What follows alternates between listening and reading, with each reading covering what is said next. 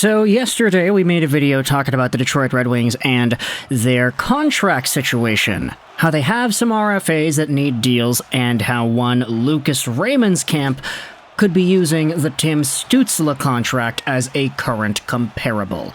That was an idea that I think was met with some pretty reasonable discussion in the comments section below. Of course, you had the homers for both Raymond and Stützle defending their guys, of course. It's always going to be like that when you're talking about Red Wings and Senators fans.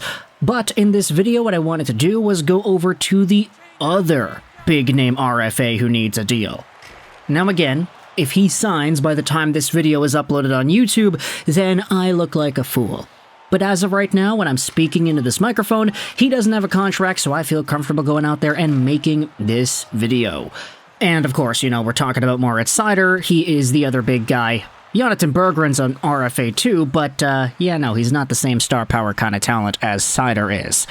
Either way, to help us out with this Mo conversation, we're going over onto an article published by Helene St. James on the Detroit Free Press. However, I actually cannot go out there and dig it up because I think for some of the articles published on the Free Press, they are only available for public consumption within the first day or two, and then after a while they go behind a paywall. It is kind of an intriguing process that they have to access their journalism on that platform.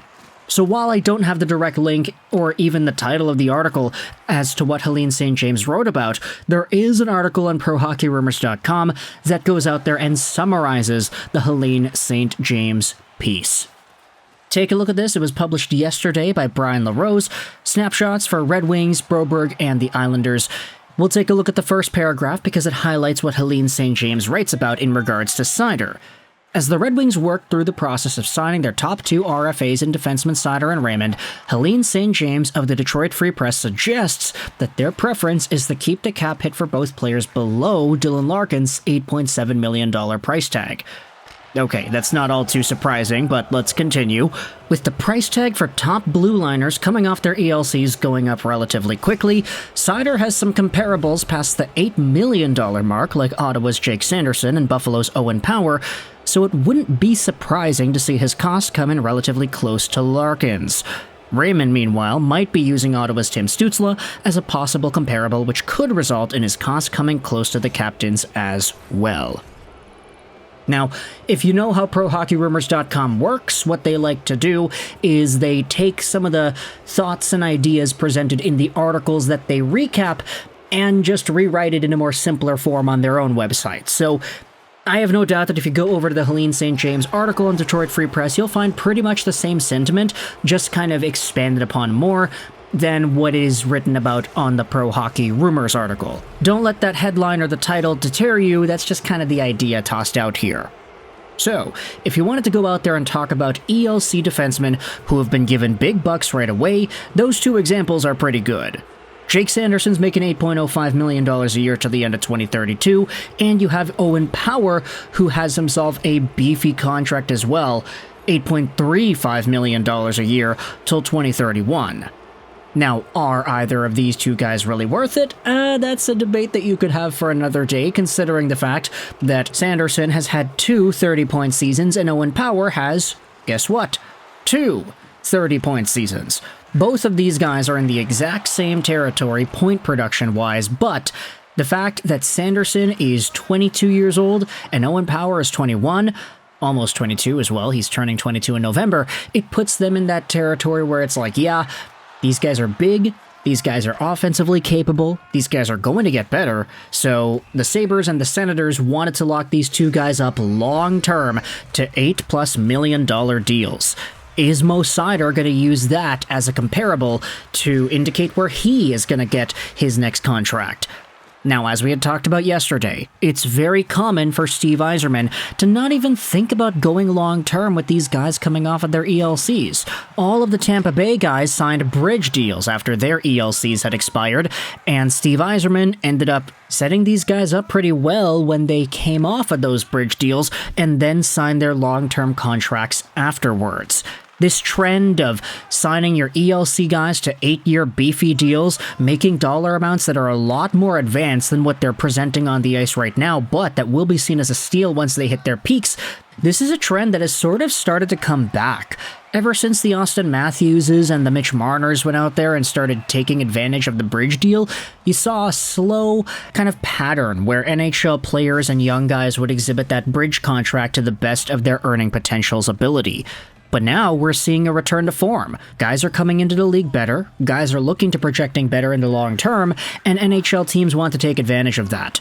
So the question ultimately is, does Steve Yzerman go down that same path and decide himself to do something similar?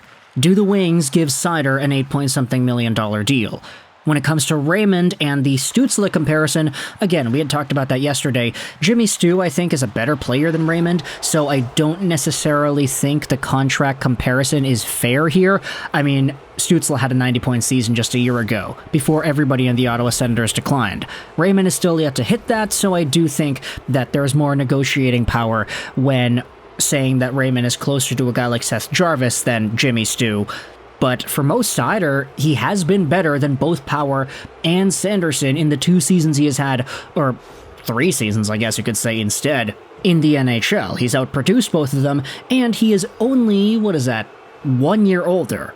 So, if anything, if you wanted to say long-term deal, you wanted to talk about Power making 8.3, Sanderson making 8.05, then maybe Moritz Seider should get even more than these two. Obviously, though, you don't want to overtake the captain, $8.7 million, and Dylan Larkin. That's kind of the old Lidstrom rule, right? If anything, Steve Yzerman, of all people, should know how that process goes. So, to see him honor that in 2024, with the Dylan Larkin contract right now being the upper cap limit, it makes a lot of sense in my mind, but of course, this is just a hypothetical, tossing out some comparable ideas that could make the complicated contract situation even more complicated. So let me know your thoughts in the comments section below. If Moritz Seider needs a contract, and Owen Power and Jake Sanderson are going out here with $8+ million deals over 8 years, is Mo Seider in a territory where he should get more?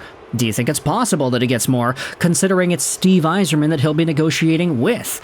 Is this entire thing even worth thinking about? Because maybe Seider signs a contract before this video is even public on YouTube, and I look like a total clown. But I don't know, I gotta get my beauty sleep before the Canadiens play off against the Leafs later today, so yeah, this video is going to go up the way it is. So let me know your thoughts in the comments section below. How do you feel about these contract comparables? Do you think $8 million-ish is an appropriate price tag for Seider? If you consider Sanderson and you consider Power, and you consider just how good they've been so far, I think there's reason to suggest that.